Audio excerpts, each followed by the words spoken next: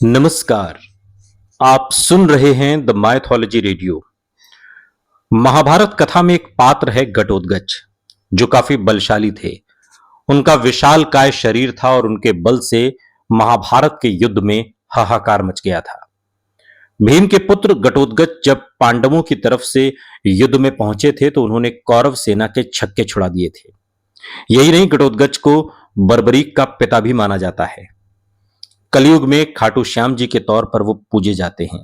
लेकिन ऐसा क्या हुआ था कि घटोत्कच को द्रौपदी ने ही श्राप दे दिया था। समझा जाता है कि इसी वजह से घटोत्कच की युद्ध भूमि में मृत्यु भी हुई।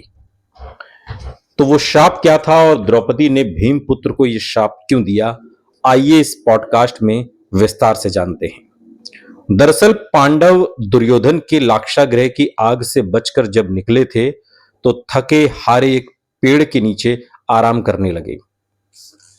जब भीम पहरेदारी कर रहे थे, उसी वन में हिडिंब नामक राक्षस रहता था, जिसने पांडवों को पकड़ने के लिए अपनी बहन हिडिंबा को भेजा। हिडिंबा ने भीम को देखा तो वो आकर्षित हो उठी।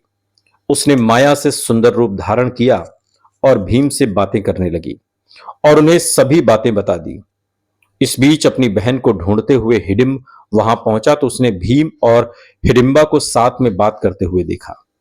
वो गुस्से से लाल पीला होकर हिडिंबा को दंडित करने के लिए आगे बढ़ा तो भीम ने उसे मार दिया। कथा कहती है कि तब तक सभी पांडव वहां पहुंच गए थे। तब हिडिंबा ने कुंती से प्रार्थना की कि उसने भीम को पति के रूप में स्वीकार कर लिया है। उसकी याचना को देखकर युधिष्ठिर को दया आ गई और उन्होंने भीम को दिन में हिडिंबा के साथ रहने की अनुमति दे दी। इसके बाद दोनों का एक पुत्र हुआ। उसके सिर पर बाल थे और सिर पर बाल उसके नहीं थे और इसलिए उसका नाम घटोत्कच रखा गया। राक्षसी पुत्र होने के चलते वो मायावी और काफी बलशाली था। आपको बता दें कि यही घटोत्कच एक बार अपने पिता भीम से मिलने के लिए आया था। सभा में सभी पांडव बैठे थे और राजपाट लगा हुआ था।